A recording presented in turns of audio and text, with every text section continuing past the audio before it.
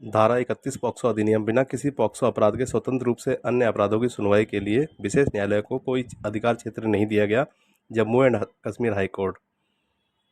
यौन अपराधों से बच्चों का संरक्षण अधिनियम पॉस्को अधिनियम के तहत नामित विशेष अदालतों के अधिकार क्षेत्र के बारे में एक महत्वपूर्ण स्पष्टीकरण देते हुए Jammu and Kashmir and Ladakh high court ने बताया कि पॉस्को अधिनियम की धारा 31 विशेष अदालतों में पाई जाने वाली प्रक्रिया को नियंत्रित करती है, लेकिन उन्हें अधिनियमित के अंतर्गत नहीं आने वाले अपराधों की सुनवाई के लिए स्वतंत्र अधिकार प्रदान नहीं करती। जस्टिस संजीव कुमार की पीठ ने कहा, धारा 31 केवल विशेष न्यायालय के समक्ष कार्रवाई में पालन की जाने वाली प्रक्रिया को विनियमित और निर्धारित करती है।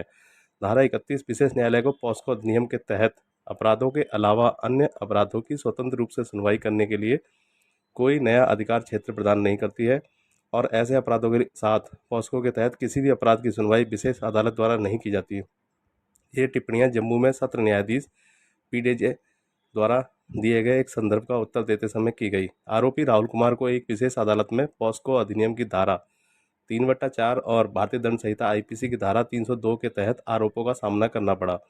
हालांकि विशेष अदालत ने आरोपी को पॉस्को के तहत बरी कर दिया और केवल आईपीसी की धारा 302 के तहत आरोप तय किया और परिणाम स्वरूप मामले को सत्र न्यायालय में स्थानांतरित कर दिया। सत्र न्यायाधीश ने मामले की फाइल प्राप्त करने पर केवल आईपीसी की धारा 302 के तहत आरोपी पर मुकदमा चलाने की विशेष अदालत की क्षेत्राधिकार क्षमता पर सवाल उठाया। सत्र न्यायाधीश पीडी जे का विचार था कि विशेष न्यायालय पॉस्को अधिनियम की धारा 31 के तहत सत्र न्यायालय होने के नाते पॉस्को के तहत आरोप मुक्त होने के बावजूद आईपीसी की धारा 302 के तहत अपराध के लिए आरोपी पर मुकदमा चला सकता है। पॉस्को अधिनियम की धारा 28 और 31 की सावधानीपूर्वक जांच करने के बाद जस्टिस कुमार ने पाया कि धारा 28 सरकार को हाईकोर्ट के मुख्य न्यायाधीश के परामर्श से पॉस्को अधिनियम के अपराधों को संभालने के लिए विशेष अदालतें जो सत्र न्यायालय होनी चाहिए नामित करने का अधिकार देती है।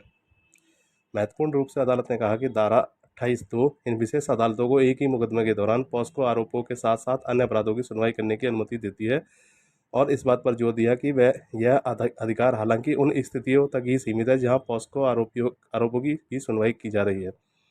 इस बात पर जोर देते हुए कहा कि धारा 31 केवल प्रक्रियात्मक पहलुओं को नियंत्रित करती है और पॉस्को अधिनियम से असंबंधित अपराधों की सुनवाई के लिए विशेष अदालतों को स्वतंत्र क्षेत्राधिकार प्रदान नहीं करती है। पीठ ने स्पष्ट किया कि विशेष अदालत का अधिकार क्षेत्र आईपीसी अपराधों की सुनवाई तक ही विस्तारित होता है, जबकि उसी मुकदमे में पॉस्को अधिनियम के आरोपों के साथ जोड़ा जाता है, जैसा कि धारा 28(2) द्वारा अनिवार्य है।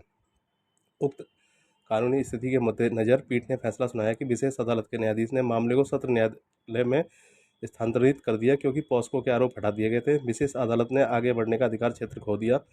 पीठ ने कहा, पॉस्को अधिनियम की धारा 3/4 के तहत प्रतिवादी अभियुक्त के आरोप में बदलाव और आरोप मुक्त करने के साथ विशेष अदालत ने मामले की सुनवाई करने का अधिकार क्षेत्र खो दिया है।